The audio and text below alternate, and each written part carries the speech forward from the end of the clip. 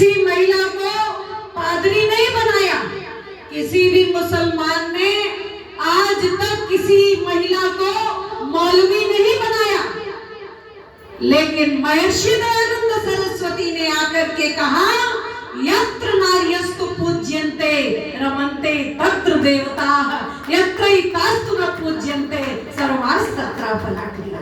वो कह रहे हैं कि जहाँ नारियों का सम्मान होता है, जहाँ इनकी पूजा होती है, वहाँ तो देवता वास करते हैं। स्त्री ही ब्रह्मा बभूवित, स्त्री ही ब्रह्मा है।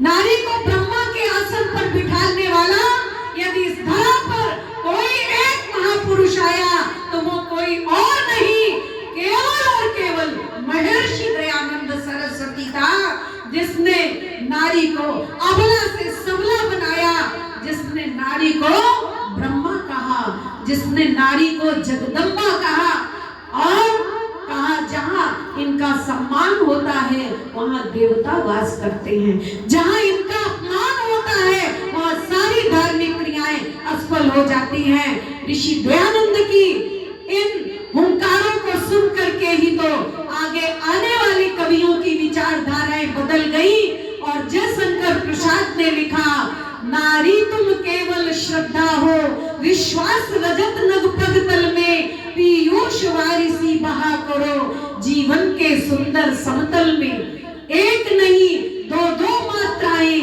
नर से भारी नारी, जिस घर में नारी का सम्मान न होगा वो घर ही नहीं बल्कि शमशान होगा। तो ये सारे के सारे सकारात्मक वचन ऋषि दयानंद को सुन करके सारे कवियों ने कहे हैं। इसलिए आप जो है कायल, कुचारी, व्यभिचारी संतानों को पैदा न करें। जननी जने तो भक्त जन, या दाता या शूर, नहीं तो जननी बांझ रहे काहे गवावे नूर। जननी जने तो जनया दैव्यम जन्म, दिव्य और हितकारी संतान सारे राष्ट्र के लिए पैदा करें पूरे दिन। तो इस प्रकार की संतान को पैदा करने का अधिकार महर्षि दयानंद ने हमको दिया है।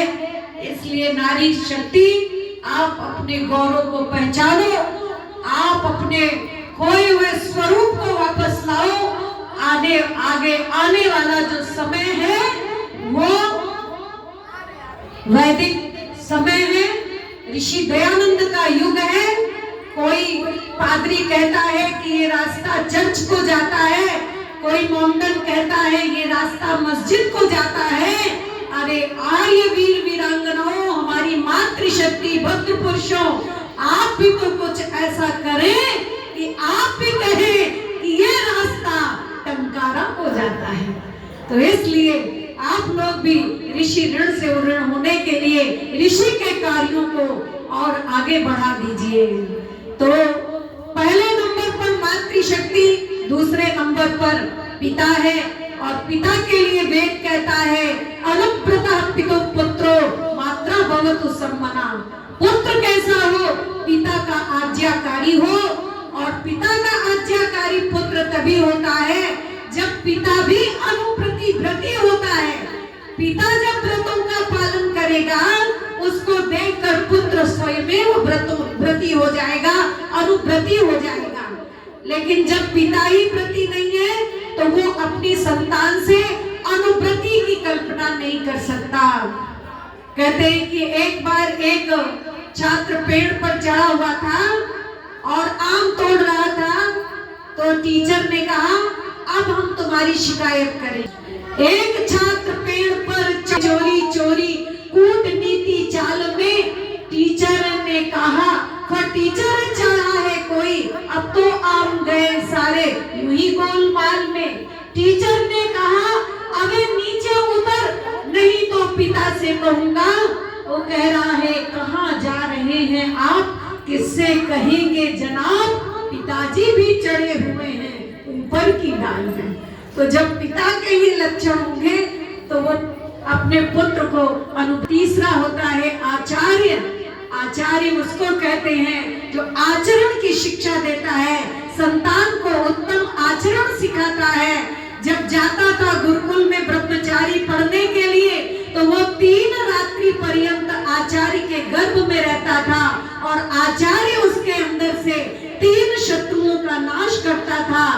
अज्ञान, अन्याय और अभाव तो वो उसके अंदर से निकाल देता था। लेकिन आज ना तो मातृशक्ति, ना तो माता बची है, ना पिता बचे हैं, ना आचार्य बचे हैं।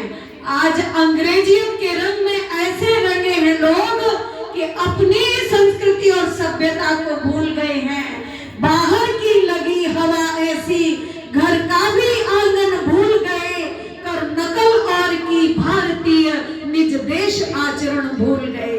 केवल एक उंगली से करना सीखा गुड बाय, गुड मॉर्निंग, दोनों कर जोड़ नमस्ते कर अभिवादन करना भूल गए। खा मीट केक पी बिस्किट पी, होटल का टोटल बढ़ा लिया, घी दूध मलाई दही मक्खन बलवर्धक भोजन भूल गए। एक घर में एक पहुंचे व्यक्ति आर्य समाजी, उन्होंने कहा बेटा आपके माता पिताजी हैं घर में? तो वो कह रहा नहीं है। फिर उन्होंने पूछा मम्मी पापा हैं? तो कह रहा हाँ है। तो आज लोग अपनी ही संस्कृति, अपनी ही सभ्यता को भूलते चले जा रहे हैं। इसलिए आवश्यकता है कि अपनी संस्कृति की ओर लौटे।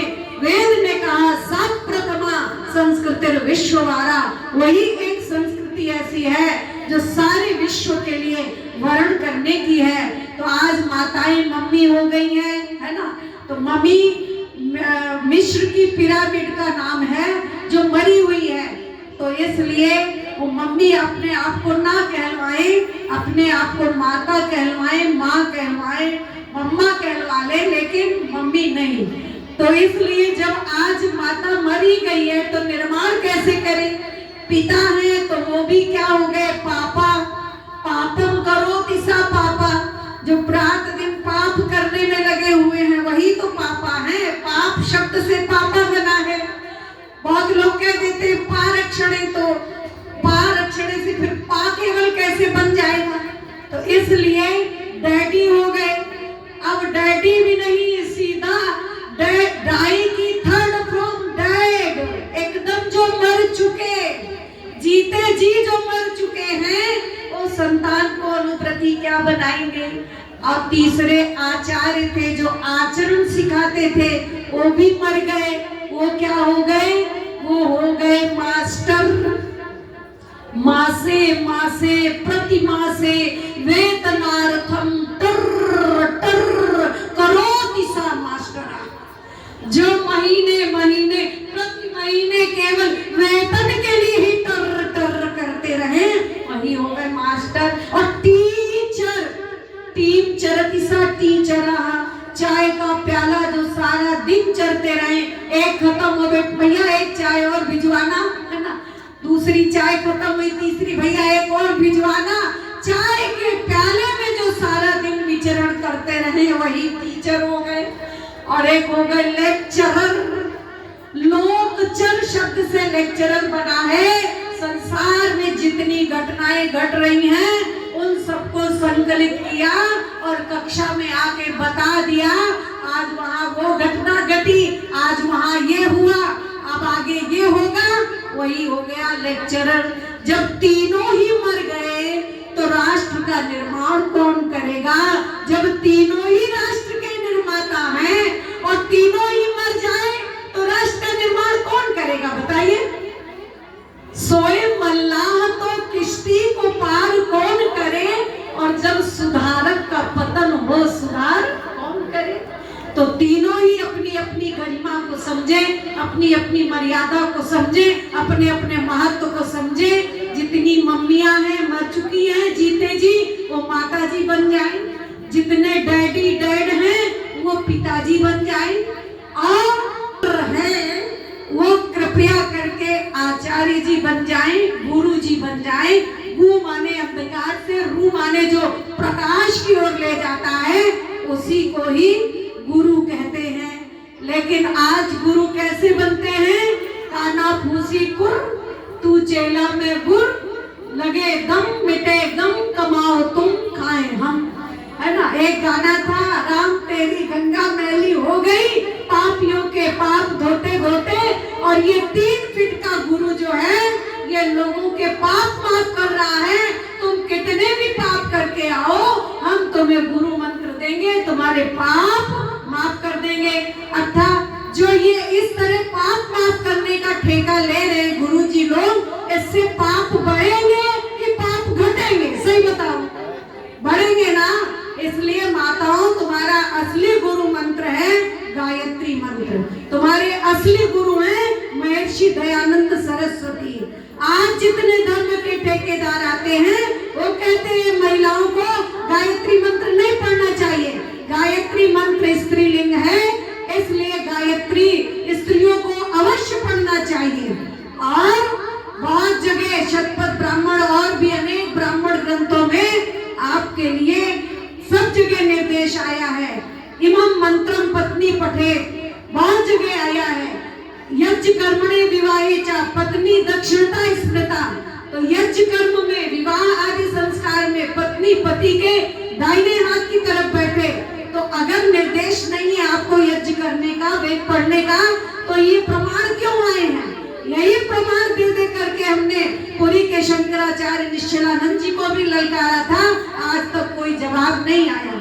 इसलिए आप लोग तीन निर्माता हैं, तीनों ही अगर अपने अपने महत्व को समझ लें और तदनुकूल आचरण करें तो कहेगा जगत फिर से एक स्वर में सारा, वही वृद्ध भारत गुरु है हमारा, गुरु है हमारा, गुरु है हमारा। आप सब श्रोता बंधुओं ने, मातृशक्ति ने, प्यारे प्यारे बच्चों ने और कौशल किशोर जी के पूरे परिवार ने, उनकी सभी बहनों ने, भांजे भांजियों ने, भतीजे भतीजियों ने और भी जितने उनके व्यवहारियों ने आकर के मुझे डेढ़ घंटा तक झेला है, मैं सबका हृदय की गहराइयों से धन्यवाद करती हुई वाणी को विराम देती